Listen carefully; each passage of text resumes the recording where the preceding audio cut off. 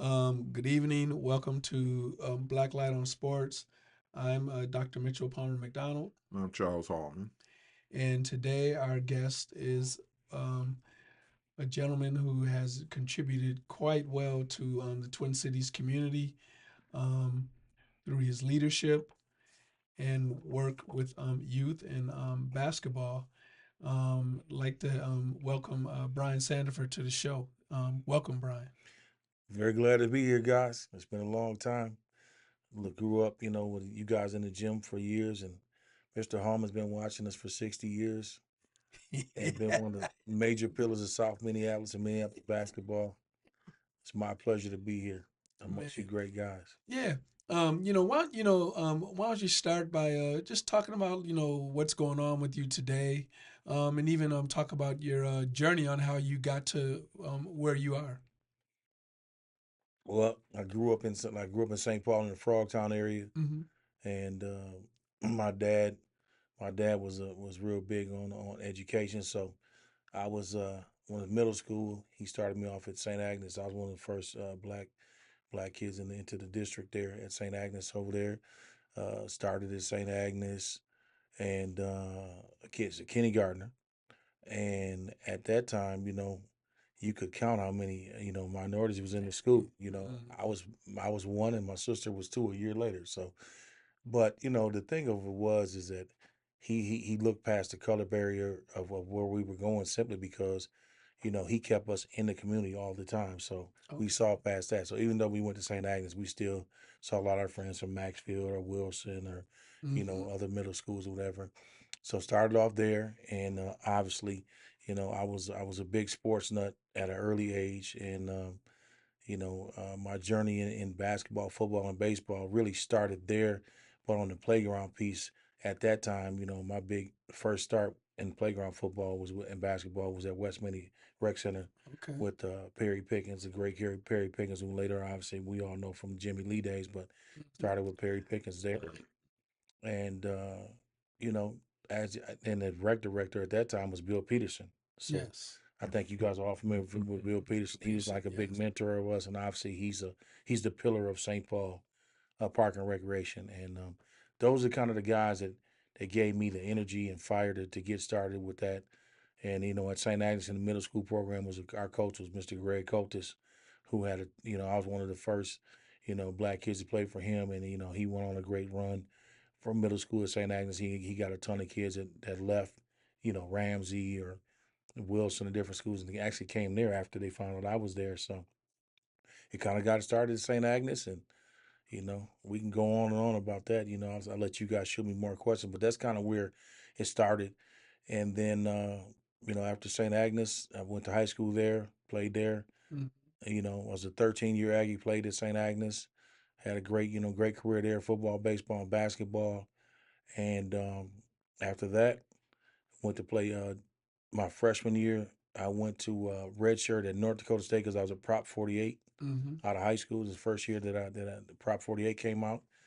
And then after I went there, we sat redshirted with some of my big homies. Should I say Mike Favor was there, Snuffy Mm-hmm. Byers came in there with Gary Nude, Jerry Smith was all part of our class.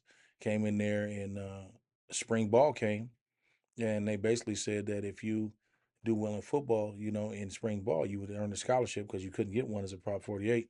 Came out spring ball and had a great spring, and was, felt like I deserved a scholarship and came back. And next thing you know, I was headed back to St. Paul because they didn't give me any money. Mm-hmm. Transferred to Normandale. I'll let you pick it up from there. I think you kind of know. Now, I mean, how did that how did you initially feel when you sounds like you worked very hard, Mm-hmm.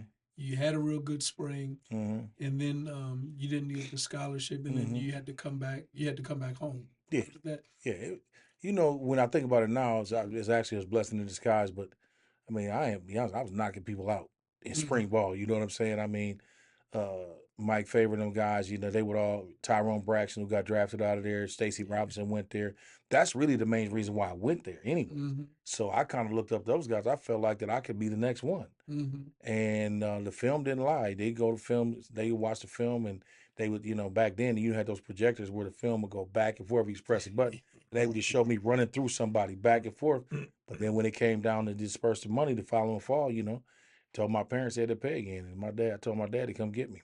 Okay. Next thing you know, I was rolling in at Normandale. Okay. Now, how you went to Normandale? How did that go? Normandale, um, Because that I, was a community college, in the right? words of the kids today, I was him. I Mm-hmm. was. I mean, I was all everything. Football.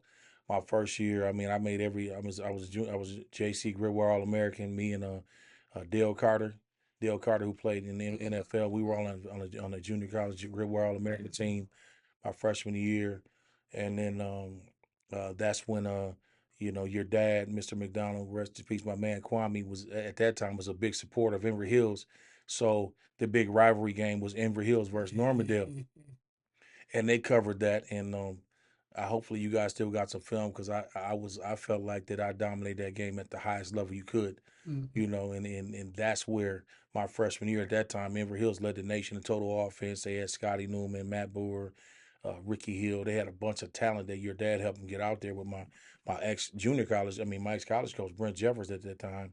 You know, you guys were loaded, and that was a game where I made a major statement. I felt like the school made a statement, and at that time, that's where I made my mark on the junior college around the country. So at that time, that's when my recruitment really picked up, going into my sophomore year there at Normandale. Okay. Yeah, All Now, and go ahead, coach. now, Brian, Mm-hmm. we was talking earlier about just how the state of sports in this area, and we also know that at your time, the community colleges locally were great places to go to school. Mm-hmm. You didn't have to go out of state. You can go Mm-hmm. right to Norman, Bloomington, go to Emory Hills. You can go to downtown in Minneapolis. Mm-hmm. All those community colleges Mm-hmm. are still existing, but they Mm-hmm. don't have sports. No. Looking back at your experience, do you hope, or you hope that these kids today would have that similar kind of experience? Yeah, it's really unfortunate that, you think about the schools that were in existence back then. You're talking about Lakewood, North Hennepin, Mm-hmm. uh, you know, Golden Valley Lutheran when Flip Saunders was there. You guys all know Flip Saunders. They had a great basketball. Those games and those teams are really, really good. Emory Hills. And the sad thing about it now is DCTC is the only inner city, city based junior college locally here. Years ago, like Mr. Hallman just said, at MCTC, you had Emory Hills, you had Lakewood, you name it. And it's just like right now, the kids got to go a little bit further north, or a little bit further south to go to a junior college, Riverland, Central Lake, schools like that, in order to get that experience. And those schools don't really give scholarships, but you get a lot of inner city kids that financially hit the financial aid package, some Pell Grants. Pretty much they can go to those schools for free. So I got quite a few kids from my basketball program currently and football that are playing at those schools. So it's the outlet is there, but I don't think there's not much opportunity for the kids that want to stay a little bit closer.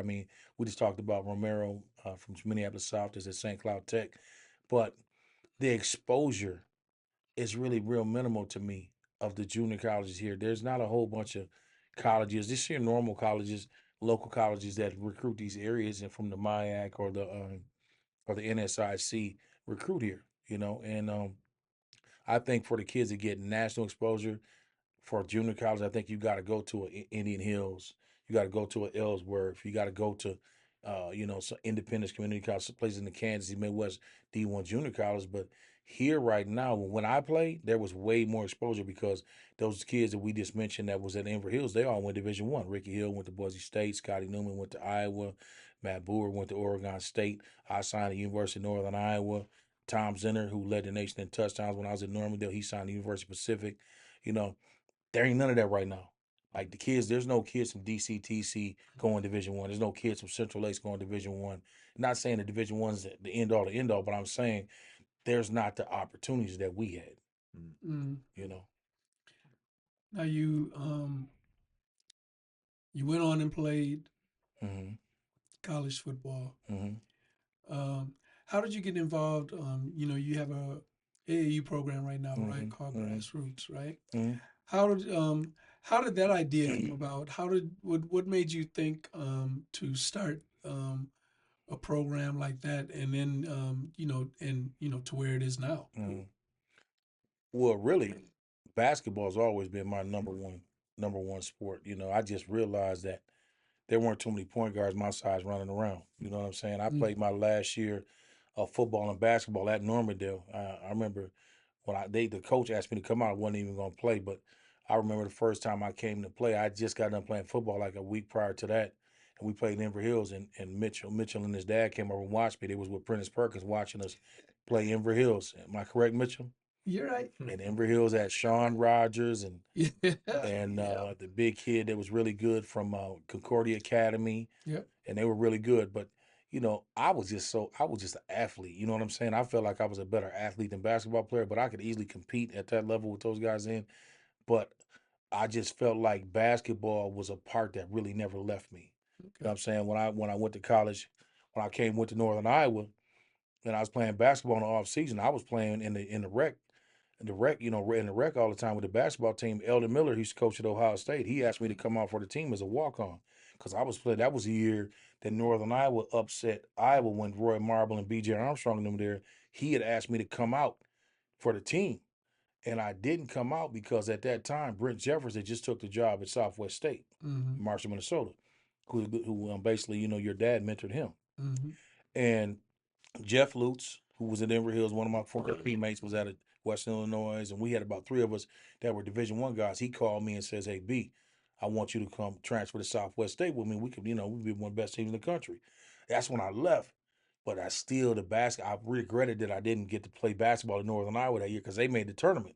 That was the year Northern Iowa beat Missouri when they had, Derek Chivas and them, and my homeboy Maurice Newby hit a jump shot to beat Missouri when they were number one in the country. I would have been on that team. So that was one of my big regrets that I didn't play. And even if I had a spot played, I just would have been happy to still be a part of it. So that was something I regretted. But at the end of the day, everything worked out.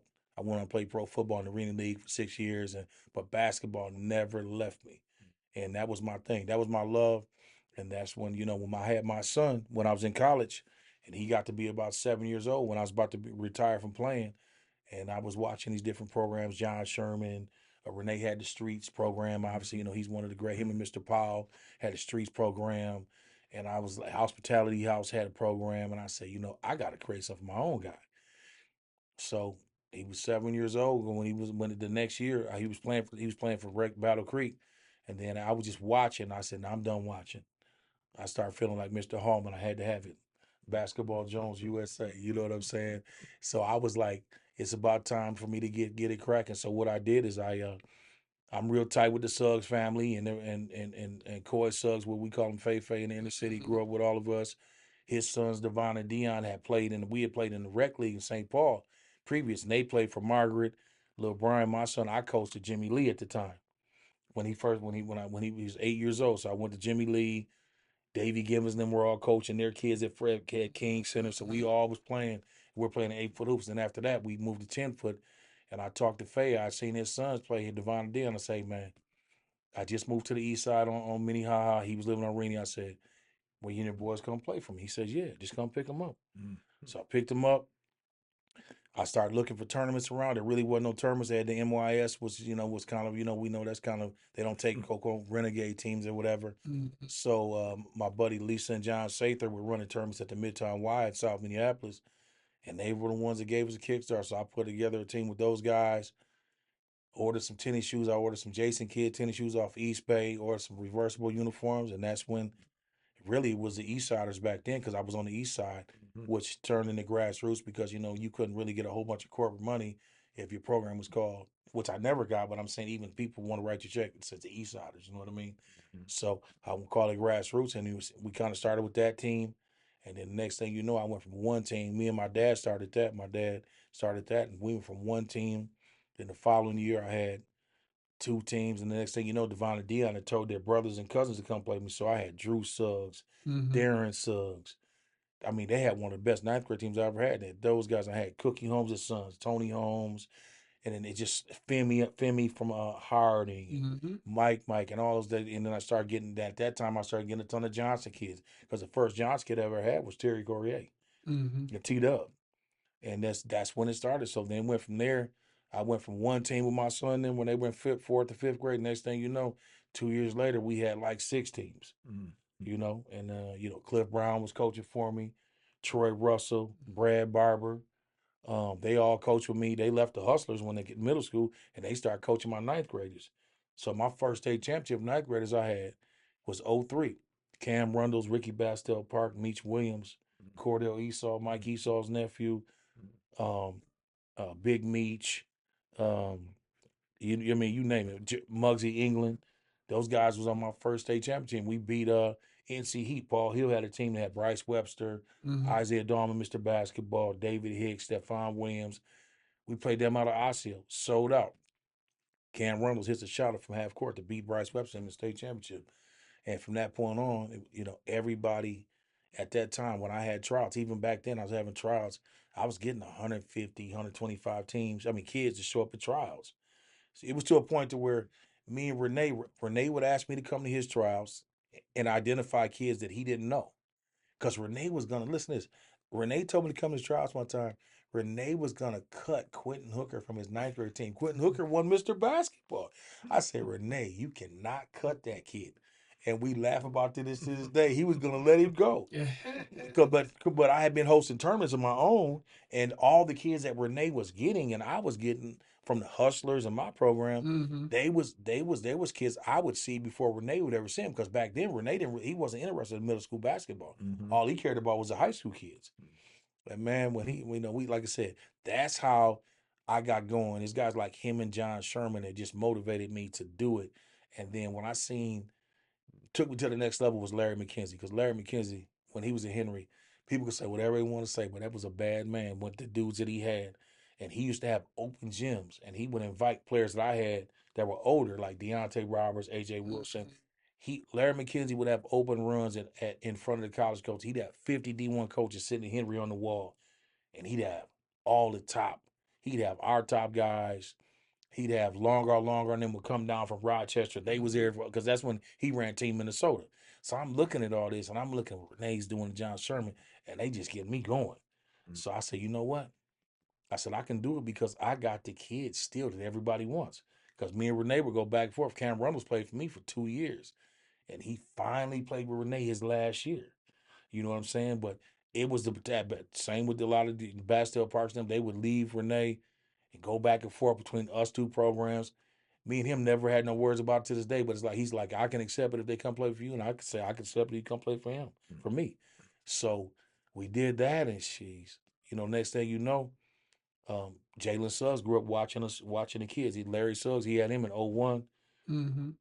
And Larry used to bring he could to come bring Jalen from the time he's 1 or 2 years old all the way up. He come watch my son, Lil Brian. He come watch Dion and play at St. Bernard's. He go watch him play over Johnson. And that's how Larry kept watching all the kids I was putting out in colleges. And he was like, damn, when Jalen gets up there, I'm gonna come with you. Mm-hmm. And that's kind of like, but obviously, we was like a lot of people think that, when we got Jalen Suggs and Chet and those guys, that's where we became elite. No, we was elite way before that. And I think that Mitch from covering us Mm-hmm. through the years, when we had Deontay Roberts and I had Big Walter, Oh yeah. Avery Duncan, Tracy Duncan's son, and Jordair Jet, John Bright, Trevor Mabakwe, who we just talking about. He transferred from Sibley to St. Bernard's. Like St. Bernard's was the hottest gym in the whole state of Minnesota. You know what I mean? And that mind you, that said a lot because at that time Johnson was elite, Yeah. Tartan was elite. But when it came to box office, the young talent and then they transferring to going to those schools, all the middle school talent, because Rashad Vaughn was talking about it on his Facebook post yesterday about how the hustlers and all of us would all be at St. Bernard's when they were middle school. John Robinson and Dusty had the Outlaws up there, the Hustlers up there, Sheffer was up there, the Jaguars with Rico and Ricky Suggs and them were there. I was there. All those programs, and then you think all those kids from the Hustlers, they all went to Hustlers. John, Joe Bright, they all go to North, and all those kids. Team Minneapolis had a team. All those kids. Marcus Hill, who had a great career, Breck, his dad had a program. All those guys, and Tony Taylor from the Iceman. He's referees now. You remember Tony Taylor? Yeah. He had DeAnthony. All those kids was in my gym. So I couldn't get them all to play for the go to St. Bernard's or the Eastsiders. Renee and them guys, I call Renee and say have a tournament. Renee and them guys would show up. They'd be like college coaches in there. Renee would be there. Cleansborn would be there from Tartan. Them guys would show up at the games. Colin comes all the time now from Johnson. When he was at Arlington. Them guys all would come to my gym to see those kids. And then it just turned into what it is now, to a national, a national program, because at the end of the day, every coach in the country, college basketball at the highest level, know who CecilE is. And back-to-back top 5 picks. We selling out the Target Center when we played Sierra Canyon. I mean, we sold out the Target Center better than Timberwolves did that year. And that was what, a week prior to the pandemic, wasn't it? So Master P brought his kids from he could took his kids anywhere. He came to play for us. So the one you did with Jalen's last year, we had of that kids on that team from the 8th grader that was on that team that year, which was Mercy Miller, who's playing in Houston. On that whole roster of 16 kids, of those 16 kids, 13 have won Division I in football or basketball. That ain't never been done. Not here. So, it turned into that. And as we were talking earlier, we watched the NCAA tournament or the state tournament, like the state tournament last year in Minnesota for basketball. I had 45 kids, me and Larry, that was playing the state tournament. You said 45? Yes. Minnie Haas' whole program played. So they was in the state tournament. We had kids from we had kids from Hopkins' whole team, Jaden Moore, Anthony Smith, Jaden Moore's brother Trey, they all played with us. De La Salle had kids that played with us. Orono had Nolan Groves, who I think will win Mr. Basketball this year. He was, he plays with us. So, we had a ton of representation in the state tournament last year. Now, Brian, do you feel that the job that you have done over the years, the job that Renee has done over the years, programs like yours have not gotten the rightful credit for motivating and cultivating talent to go to D1 and go to colleges, as they would if your group was white? Oh, well, no question. But I think the big thing is the difference between me and Renee right now, back in the day was Renee had Sabians behind him. He had some different people behind him. Whereas not only did he came up in the streets program, but you elevate yourself if you have success that Renee had. And then he started getting the Sage Foundation behind him, different things. Those people recognize it because they're kind of who we are. You feel me? If you know what I'm saying. Now, but you look at me, I'm straight from the mud. We selling catfish dinners, we selling chicken wings. My dad's selling rib tips. We got I got all the still to this day. I feel like I'm the king of the inner city. Me and Jerome Williams. Of all the inner city kids, they come from us, and so that has transformed me now, where I got kids coming from Rosemont, Western Wisconsin. They've recognized it. We probably, Nolan Groves, the kid I'm talking about from Orono, who's going to be Mr. Basketball this year. Those people out there recognize it because when they see Chet, they see one of them. You feel what I'm saying? So they see that. But at the end of the day, these local beat writers, they got a lot of hate in them. You know what I'm saying? I'm just keeping it real. A lot of these local beat writers that write all the time for these different prep hoops and different things like that. The guy that runs prep hoops is one of my ex-players, Nick Carroll. So, but a lot of those guys, I'm not specifically saying him, but I'm saying a lot of these guys that are beat writers, they don't give CecilE the belt like they should. They don't give Renee the belt like they should. They don't give John Sherman, who's one of them in my mind, he's my man. John Sherman was turning on pros before Renee was. Mm-hmm. Just being honest, I mean, around the same time he was. He had Cole Aldrich and all those guys that played with him, and Blake Hoffhopper. Them was all John Sherman kids. Al Nolan from Henry. Them were his kids. John Lure in the NBA. Like people, what these kids today, they're so caught up on circuits. Listen, Renee and John Sherman didn't have nobody that had no shoe deals when they were sending them dudes to the NBA. Mm-hmm. Allen Anderson, Renee didn't have a Nike deal when he had Allen Anderson, 9 years in the league. John Sherman didn't have no shoe deal when he had John Lure, who just retired 2 years ago from Orono that played for him. I'm just saying, you know. So I just think that if it wasn't for guys like you to have a stage, it wasn't for guys like the young fellas, Ladarian and them, they give it to me. But the dudes on the major circuits, like the guys from Under Armour, like my buddy Ryan Silver, he runs West Coast Elite, biggest program in California. There's numerous articles that he's written about me or giving me my props on a national level. Paul Biancardi, the head guy that does the scouting for ESPN, gives me, he gives me a whole bunch of love. Me and Larry Suggs. Sonny Vaccaro is like a dad to me. You guys know Sonny Vaccaro is the greatest AAU guy in the world ever to do this. I think you would agree with that. Mm-hmm. Did Michael Jordan shoe deal, discover LeBron, T-Mac, all them. He's like a dad to me. I talk to him at least once a month. He schooled me the whole way through. A lot of people know that. And I met him because when I had Deontay Roberts and Cam Rundles and Brandon Smith, I got all of them into ABCD camp. Remember Sonny used to run ABCD camp in New Jersey back in 04.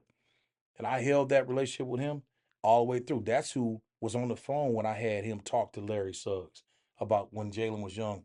These are the type of people I put Larry with to talk to understand. These are the people that can get you where. Gary Charles, who's Sonny Carl's right-hand man. Chris Rivers, who was his right-hand man when he's with Adidas and Reebok. These are the people that I put on the phone with Larry Suggs because any question that I had or I didn't know, I know that Sonny is he's had all those type of dudes like Jalen Suggs. Mm-hmm. So that's who, like a lot of people behind the scenes, my Rolodex is long, and these are the type of people that can get you to the finish line. He coached me and Larry through the whole process with Chet and Jalen the whole way. Him and Gary Charles. Mm-hmm. Sonny Vaccaro, he's got me in his 30 for 30. So Gary Charles has written a book. Gary Charles was Lamar Odom when he was coaching AAU. He's the AAU guy that had the greatest team, they say arguably ever in AAU. Vince Carter, Tim Thomas, Kobe Bryant, Rip Hamilton, Gary Charles. We playing this tournament every year in Vegas, and he's got me in his book. He got the story about how when we were in Vegas, Jalen was in 8th grade. We didn't have no shoe contract at that time. We were with NY2LA, the chapter out of Wisconsin, and he was flying in other teams to play in showcase games, but he wouldn't let us play. Mind you, we had at least 6 kids that went D1 off that team. No shoe deal. Jalen was an 8th grader. He was playing 17U. So I got upset because he had paid for Renee was in a Nike tournament down there. He paid for Renee for Trey Jones. It was Trey Jones and Gary Trent and them came over and played in the gym. He paid them to come play, but wouldn't let us play. So I went over to Gary Charles, even at Fab 48, and I said, Gary, I got some dudes. I said, can you let Suggs? I said, Suggs is like that. I said, let him play. He put us in. He said, come in tonight. You're going to play team final, Nike team. Cam Reddish, Lonnie Walker. We're playing against them dudes. Now, mind you, we come in East Bay uniforms, but we had dudes, though. Stephon Mitchell played at Boston College, went to Shock. Remember him? Played with us. Aaron Gill. Max Current Stillwater, he's playing professional in Europe, played UMBC, played for us, and Jalen Suggs. First play of the game, Jalen Suggs gets a break and dunked on Lonnie Walker. The gym erupted. Sean Miller, Danny Hurley, Bobby Hurley, what's my man, Avery Johnson, all on the baseline. They run into Gary Charles. They ain't got because we're not even in the program. Who is this team? Xavier Johnson from Hopkins. He had like 6 threes in the first half. The gym is people's going crazy off Suggs. Suggs ends up with 21 points against them. We lose the game, but won. We had a shoe deal with Under Armour a week later. Under Armour came in and talked to me and Larry Suggs at the house. Shoe deal, just like that. And the rest from that point on, we show up to Vegas. You can go online and look at the games right now. We playing opening night. Everybody's in the games.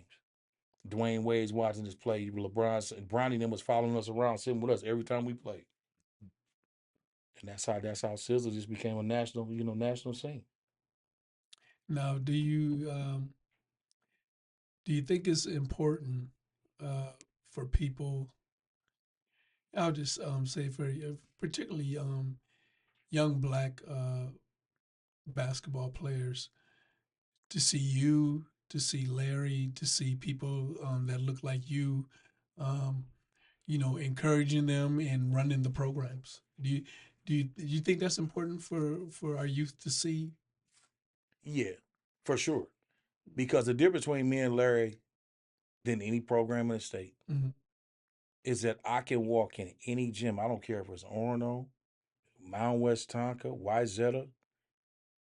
There's somebody in the gym that knows me. There's somebody in the gym that knows Larry Suggs. I say this. I just say this out of all respect. But the dudes from Jeremy Miller and guys from D1 Minnesota and Renee now, because Renee don't do it no more, like he was years ago. They walk in the gym. Nobody knows them. Mm-hmm. I'm very relevant in social media. I post from on my kids all the time. Instagram, Facebook, Twitter. I got so many kids that DM me. Like I'm having a middle school all-star game this Sunday in my gym. Mike Peden from the sport TBD cable. Mm-hmm. He's covering it. He saw it and he's like, I want to cover for you. I got these different guys, these photographers, the freelance photographers. They're coming to cover, but all the kids know me. I'm getting DMs from kids from Winona, Minnesota, Mm-hmm. white kids. A kid named Jacob Wickton from 8th grader from Winona. Inbox me. Can I play in the game? Some parent from Western Wisconsin, up near Chippewa Falls. Can I play in it? Because they know me. And they know Sizzle. I posted like last night. I posted a video of Chet catching the ball off a pass from Caruso, spin move dunk. All those kids, I go on my inbox, see how many views I got. I got 1,000 views. They're all looking at it. So they know. And plus, I'm a big hip hop guy like Mr. Seville here. I grew up with guys like that. I mean, that I'm going to play this certain music that caters to kids and what they like. Mm-hmm. So that's a draw for them. You know what I'm saying?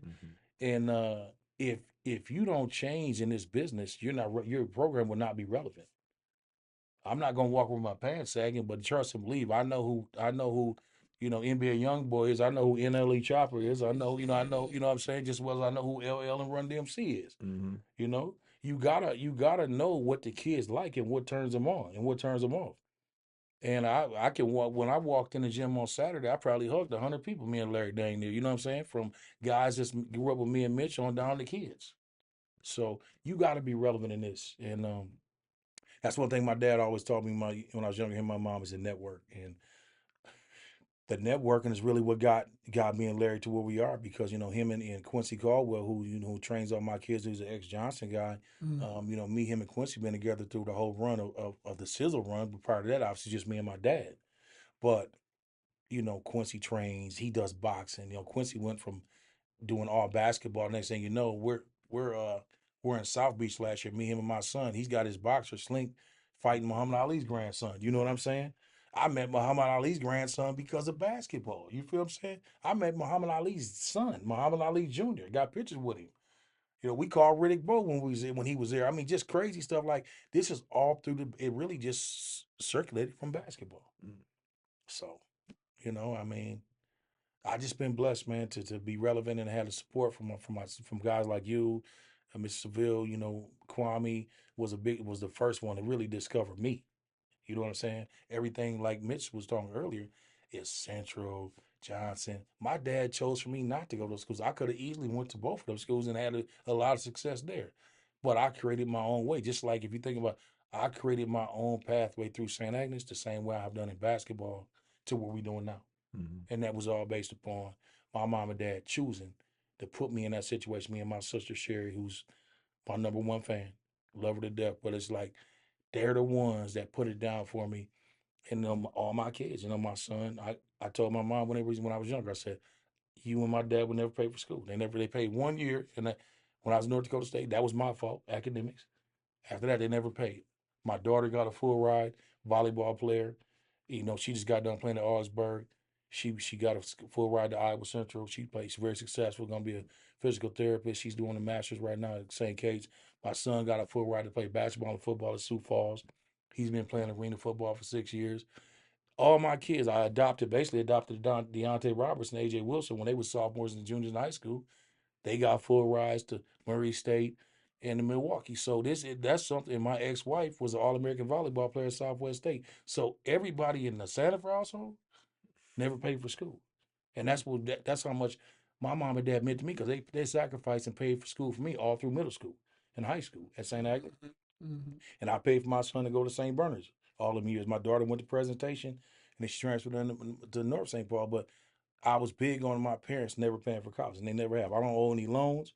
My parents don't owe any loans, and my daughter's gonna get her master's at St. Kate's next spring, and I ain't owe no money. So it's blessed, man. And that's me and Larry's model, full ride. Larry's daughter just lost today. She's a freshman at Robert Morris. They lost in the semifinals at the Horizon League tournament. She goes to Robert Morris. Mm. Did you know that? That's what I'm saying. I know. I didn't know. She's a Sizzle girl. Played in our program. Man. So how many kids, ballpark number, you feel you have touched over the years? Thousands of kids. There's no question. But it's bigger than that. It's bigger than that because, we talk. We have a relationship because I used to watch him and his dad. I used to watch his dad sit on the baseline with his dashiki and stuff on. I used to be always wanting to know who was that guy. Mitch was younger, so I was younger than Mitch. So I'm looking, but he always had the camera. He was always at the state tournament. He was always at Twin Cities game. Those guys motivated me. I was saying, I want them to cover me. You know what I'm saying? Because they touched, though his dad, I would say his dad touched 500,000 kids. That's how much of a pillar Kwame was in this major pillar. If you think about who Kwame touched, he touched Ray Neer and them at White Bear Lake, and he touched Ricky Hicks and Russell Smith in Minneapolis North. True. He was the only black man, if you think about it, outside of Steve Winfield and Reffin, that was in the Civic Center or the St. Paul Auditorium was Kwame McDonald. Am I right or wrong, sir? No, you're right. Your dad is a major piece. And my dad used to tell me about how much of a good dude he was. Mm-hmm. And when people like that touch your life, I feel like I've touched kids the same way, except even higher level because of the social media prowess that I have. It's touched kids. I mean, I get kids that Eddie Lampkins that plays center at Syracuse. He met me on the circuit in Under Armour about 7 years ago, and ever since then, I'm Unc. When his whole recruitment through the portal, he left TCU. He called me because him and Chet was real tight, and he called me. Chet said, "Call Unc." He said, "Call Unc. Help me. He gonna help you with your NIL. He gonna help you with your everything." I helped him. Boom. He's at Syracuse. I'm real good friends with Billy Owens. Billy Owens made sure that he was good down there with Adrian Archer. Everybody, you guys both remember Billy Owens? And Billy's like that. I said, take care of my guy. Eddie's having a hell of a season this year. Javon Hadley was at Creighton. Didn't ever play for me, but he was supposed to. He regretted that he didn't.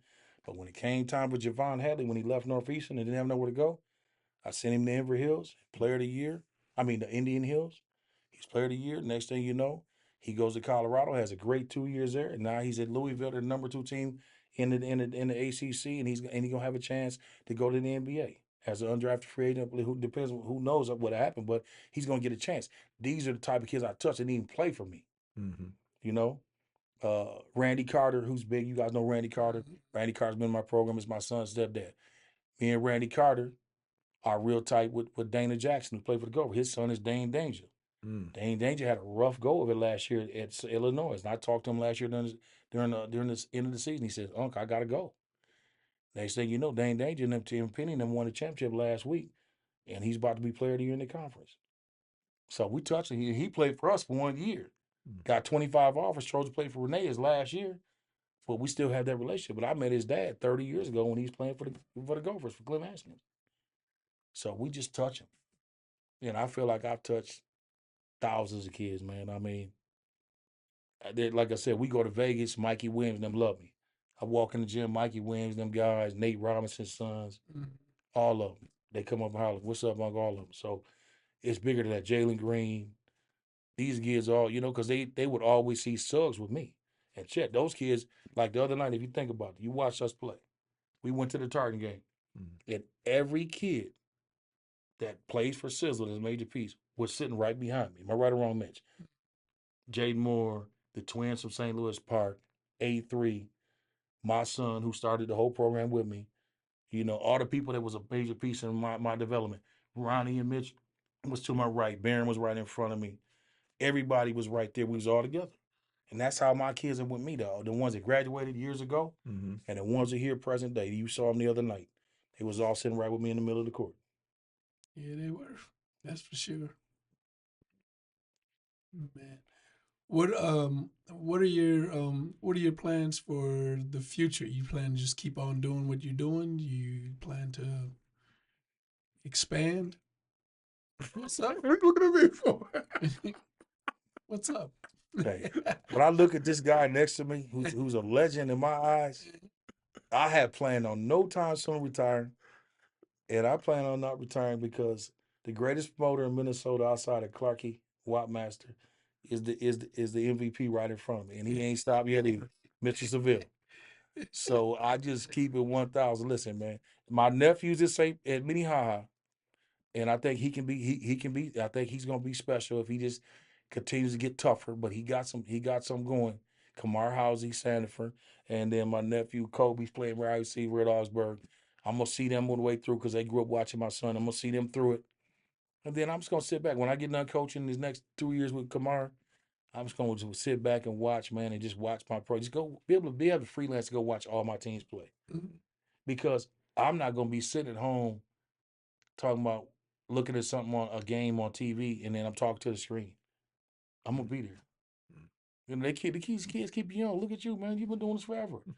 You still got it in you. I mean, there's no way that I'm retiring no time soon. So, I'm not gonna sit and tell a lot like Jay-Z and Mr. Hallman and Too Short that they're retiring, man. He ain't going nowhere. So, Ronnie Smith is a legend. Ronnie Smith has retired about 100 times. He had a retirement party. Ronnie, why? Ronnie's still coaching. And Ronnie had a whiteout party. Should have been there on the boat with Ray. And Ronnie's still coaching in Como. And he says this is his last year. Whatever. He told me that. He told me that at the game. Come on, that He guy's. He said, "For real, Mitch, this is it." No. Listen, got a pair of Jordans for every game he gonna coach. Ronnie Smith is not retired. He said that on here. He said that on here. He would, because Ronnie was on the show. He said that. He said, I think I'm done after this year. Yeah. But he said that last year. Yeah. You can't be done if you still go to every game and sit in the crowd and yell over the kid's shoulder. You're not done. So I ain't gonna do that. I got my own program.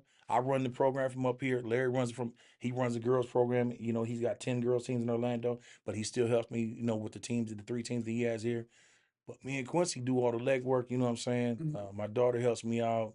I got good administrative people behind me now. Before I was trying to do it by myself, and that was a cluster. I mean, I still got kids where they got to, but now that I have a team behind me, you know what I'm saying? Where all I got to do is the stuff that I need to do. Shake hands, continue making get kids. And that's the difference between me and everybody else. All the kids that are really, really good, they're already in my gym.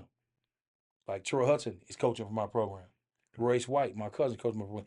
We got some of the top kids in the whole state, and all those kids are right in my program. Now, does that mean they're going to go to Minnehaha or De La Salle? No, but we're going to make sure that we touch places where I got people that are looking to get Sizzle kids, like Colin, Willie Brazil, Todd Anderson, J.D. Jones over Minnehaha. It ain't going to be just many people get these sensitive and say, well, you send everybody to Minnehaha. No, I don't. Because, we got top kids in Orono. You know what I'm saying? Top kids at Hopkins and St. Louis Park. But now that, these kids, I got Willie Brazil and different guys like that are on a different. Assembly hasn't been good in boys basketball in years. So, I want to help guys like that out. They haven't been good since Cassidy won it with Brian Silk and them back in late 90s. Oh, my goodness. Right or wrong. It's the last time. Yeah, it's like 98. 97, 98. Yeah. So, that's gratifying to me. And, football, we got a lot of football players. A lot of really good football players, right now we got Craig McDonald, who's Kara Coleman's Kara Coleman and Sean Coleman, Sean Coleman's son. He's playing at Utah State. Peyton Lane's at Wisconsin, Caden Johnson's at Nevada, Siegel's at Siegel's son, Trayvon Howard's at Arkansas State. I mean, we got kids in the MIAC playing. So, you know, it's and it's really gratifying to me that when you get bored, I literally I can wake up on any Saturday and go watch. I could go see any one of my kids all around the country. Mm-hmm. Any one of them. I can call Larry and say, like last year, me and Larry said, let's go, what game you want to go to. We know it's a blessing to have that opportunity. Mm-hmm. Oh, I want to fly you in Quincy and to see Jalen and play Game 5 against Cleveland Cavaliers. Jalen is playoff high that night. We go windmill dunk, 24 points. He locks up Donovan Mitchell. They force a Game 7. You know what I'm saying? Mm-hmm. Go see Chet. Chet called me a week before he got hurt this year. He says, "Oh man, I want you to come see me play San Antonio." It was the first game he played against Wemby this year on ESPN. He turned it out. I go to the game. I mean, you can't beat that. To go see my daughter coach volleyball after seeing her play all these years, Mm-hmm. to be able to see her playing. Every one of my kids played in the state tournament. She played in the state tournament for North St. Paul volleyball. My son, obviously, St. Bernard's. All my kids was in state tournament. I was in state tournament for baseball at St. Agnes. I mean, it's just a gratifying to be able to be able to experience that stuff. Think about it. He's been coaching forever. He just went to the state tournament last year, Mm-hmm. and he's back. He thought he was done last year. Look at him. He's back. Am I right or wrong, Coach? You're right. Trying to keep up with you. That's what I'm trying to do. Man, you just for the state tournament. Yeah, and we know, and we have a great relationship with Mr. Seville because we know that if we have a state tournament, if we want to have an after party or whatever on the we can call Mr. Seville and do that too. Oh man. That has to be gratifying when you Yeah. when you watch either in person or on television a player or two that you had a direct involvement with, and watching them being talked about, not just watching them play. You see, hearing them talked about like Chet Yeah. or Jalen or a player like that. Yeah. But I want to ask you this question. I heard a coach say recently that they're not recruiting high school kids anymore. Patino said it. Yeah, Patino. Yeah. Yeah. What's your thought about that? Because you got kids that's coming up. Are they gonna get lost in the shuffle in this new era of transfer portals and things like that in college sports? Well, I'm going through it right now. Me and Suggs are going through it with Anthony Smith right now at Hopkins. He's best two guard in the state. Him and Nolan Groves. Nolan Groves already committed to Yale. Mm-hmm. Plays with us. So, but A3 is going to get something. You just got to be patient. You know what I'm saying? You got to be patient because Auburn's team average age is 24 years old. You know what I'm saying? So it's portal. It's and now that you can go to junior college and not lose any years. Oh yeah. Even here's the thing. I got kids that I'm going to send to a prep school this year and give them another year because then they still can go junior college and not lose no years. Because the average age of these students getting out of school right now is 24, 25 years old. And with this NIL money that some of these schools are giving these kids, I mean, it's very motivating. So I just think that for us, for one, the main thing is this: too many people are worried about going Division I. That's the problem. You got to get in where you fit in, and if that's MIAC, if that's NSIC, if that's JUCO, to really elevate your game and get good enough to go to a mid-major or low to mid-major D1 school, then do that. But I think that for us right now is because of the connection that we have all around the country. It becomes a relationship thing. You got to have great relationships. I mean, I got a great relationship with Mark Few, obviously. I've sent him two of his highest players he's ever had in his program. I got a great relationship with Scott Drew at Baylor. But then I also got a great relationship with guys like John Tower, who I grew up with, at St. Thomas. Dave Richmond in North Dakota State. These are guys that I've sent a lot of kids. Towers really hadn't had a lot of my guys. He's had them when they were Division III, but now I think he's really there's a few of my kids that are seniors this year that he's still got an eye on. And for the level of player that John Tower gets and what he does with them, and him not having a ton of inner city type of kids, he does a hell of a job in that conference. Because I watched them play in the Summit League tournament, and I watched them, and that Kendall Blue and them other dudes he got, like D3 transfers and stuff like that, he's done a hell of a job. So, like, if you can go to a solid D2 or even a D3 school and jump into the portal, I think that's the route for kids now. Build that resume at the lower level. Like last year, Johnny Tower had that kid, a really strong kid, looked like a tight end. They played at St. Mary's. He's player of the year, Division III the prior year. And he transferred over to Tower and had a heck of a year. So, and the kid he had playing last night is a D3 transfer that was playing really good for St. Thomas. So I'm pushing a lot of my kids to go to an NSIC, go to a MIAC or WIAC school, and move up. And the thing is too, a lot of these HBCU schools are not as transfer portal happy because they don't have the NIL money. You see what I'm saying? Mm-hmm. So they're gonna take a A3 from a kid like that from Hopkins or something like that a lot quicker than say a school like San Diego State. Brian Dutcher, a good relationship with. He's not gonna take A3. He's gonna take, like, I'm gonna have this year. I'm gonna have about 4 kids in the portal that are at high major schools right now. I won't mention the names, but I'm just saying he would take those guys before he would take a guy like A3 or Jake Moore because they're fresh out of high school. So me and Larry just kind of stick to our relationship. We doing a ton of coaches at the low and mid major level. I mentioned some of them that I think are going to take some of our guys. So I just think right now you got to be patient because like last spring, I had 3 kids sign late. One kid didn't sign in August. I had a kid from South St. Paul, Gavin Pendergrass, kid from Rocori that transferred in there with Darren. He signed with Long Island University. Mm-hmm. He signed there because one of my good friends in the game is Rod Strickland. He's head coach. Mm-hmm. David Hicks, who played for me, played in Long Island. Yep. So it's relationship. I had Wisconsin, Milwaukee, when Rob Jeter was there, good friend of mine, but my good friend of mine there now, Bart Lundy, the head coach there. He coached Dwayne Wade with Crean at Marquette. Well, that staff there offered, that was the first D1 offer that A.J. Wilson got when he was in St. Bernard's with us. So, that was down there 20 years ago. Mm-hmm. But that relationship is still there. So he signed a kid I had, a white kid from White Bear Lake, TJ Cusiata. And then the last relationship I had, I got a buddy, Brian Martin. One of his best friends, he recruited, remember little James Henderson that went to Roseville? Yeah. He recruited James. He took James Henderson to play for him. James Henderson graduated in 06. So it was 19 years ago. We've been friends forever. He just took the job at UC Upstate as a top assistant. He just signed a big white kid I had that was really good from Sartell that transferred to South St. Paul with Darren Edwards, named Jordan Tooney. He just signed with UC Upstate. He didn't sign in August.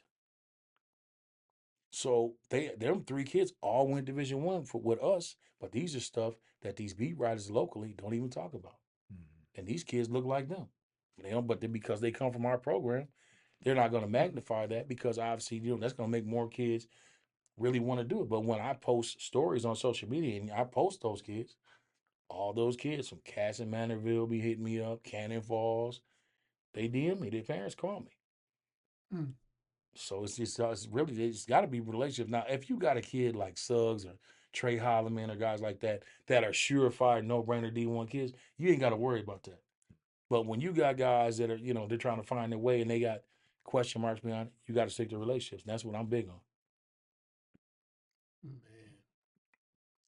Well, we're coming near the end, mm-hmm. and Charles is always better at this than I am, but I'm going to try and do it anyway. We usually ask our guests to, talk about something that maybe we haven't touched, or give some advice to people out there, or pearls of wisdom, as Charles will call them. As far as any advice to anyone that might be looking to do what you do, or that's interested in maybe even joining you in your cause, what advice would you give? You got to stick to the script. And I'm just a dog. I'm just being honest with you. I have a heart of gold. 1 minute I might cuss my kids out to no end, and 5 minutes later I'll be crying with them. You know what I'm saying? Mm-hmm. But I just don't know what it means to quit. You know what I'm saying? I just don't understand it. My dad and mom raised me to never quit nothing. And there was times I would have tournaments and I would stay, and me and my dad we had, I remember we went and played the Arkansas, the Real Deal on the Hill. I had Big Meech and them guys. I had like 3 teams. We rented 4 town and country vans, had them dudes. It was 6, the Big Meech was 6'8", and them dudes laying down on the floor. And we drove all the way to Fayetteville, Arkansas, and played in the Real Deal on the Hill down there.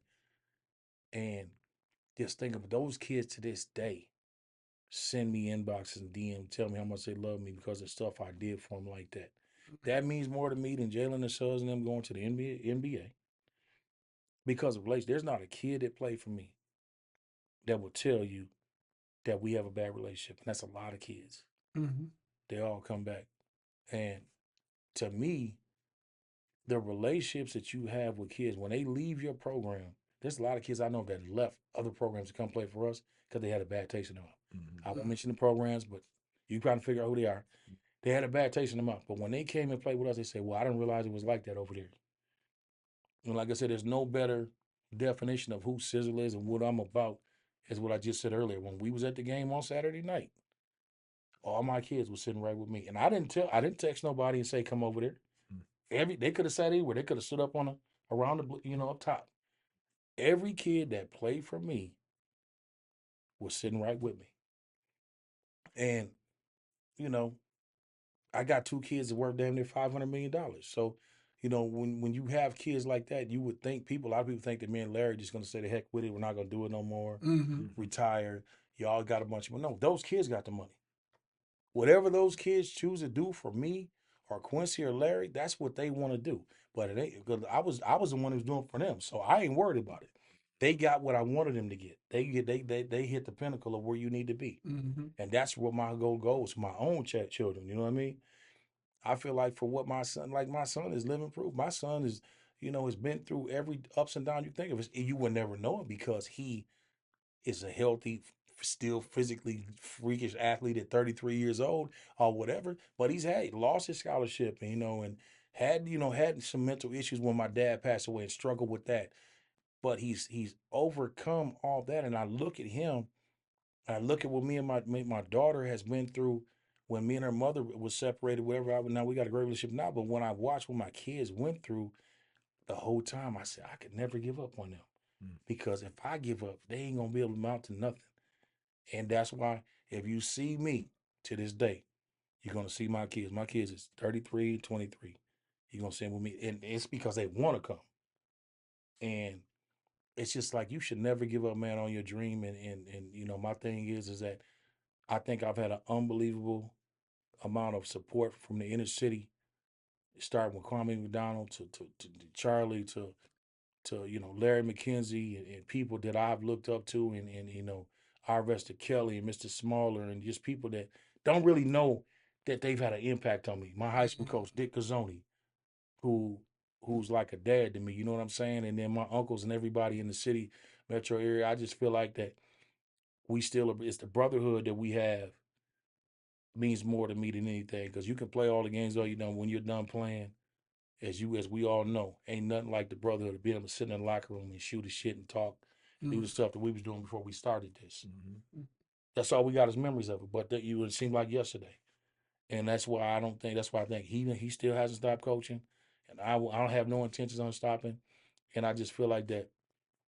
I think when kids see me, I think they know and their parents know, white, black, whatever. If they see me, like I said before, and I said it in my last interview, if you put the S on your chest with the sizzle, you know that you're going to have a chance. I'm going to give you a chance to play somewhere.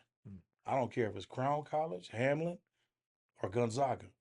We're going to find a way to get you in school. And I can tell you this, there's no better testament of what we do with kids than the parents from the suburbs, from the Oronos, from the Sartells, from the Records that can tell you what we've done for their kids. It goes without saying with the kids in the city because they gonna sing our praise regardless. But when you start talking about the kids, we got native kids that come 6 hours away from South Dakota that play in our program right now. We got like 22 native kids that come, and they come for a reason, and that's because I think we give them hope, and there's nothing more. All you can ask for in life is a chance, and I think that that's one thing that I've always been given a chance. Sometimes maybe not when I wanted it. Like we had to wait to get that shoe contract. The same way he had to wait for Mitch and his dad to come watch us play because he was at Central Johnson game and North games all the time. Just saying. St. Agnes had to wait to get our love from the hood.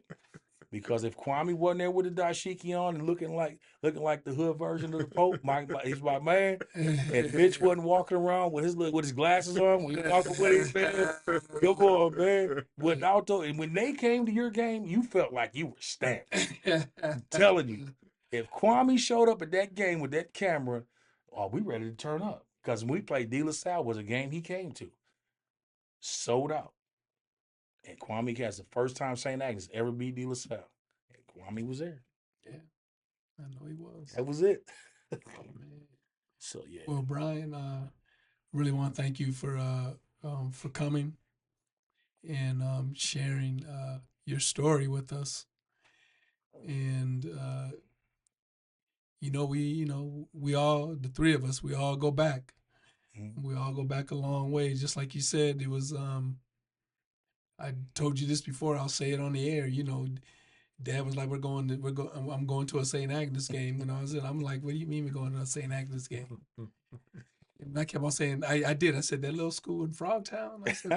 I said, who's there? And then he kind of, he said, there's somebody there if we're going. Like, we're not just going. Yeah. And then I walked in and saw you. I was like, what? Yeah. And want to thank you for, like I said, thank you for coming. I'm Dr. Mitchell-Palmer-McDonald. I'm Charles Hallman. Again, thank you, Brian. You're the reason why we have this show, to bring people on to talk about all the things about sports, not just the games, not the scores, not these type of things, personalities, but like you said, you are a pillar of this community that should get more light than you get, but you keep doing the things you do, and that's most important. So that's why we call it Blacklight on Sports. I'm Charles Hallman. Thank you for joining us, and please continue to read us in the papers. The Minnesota Spokesman-Recorder that comes out on weekly and also comes online. And hope that you join us soon.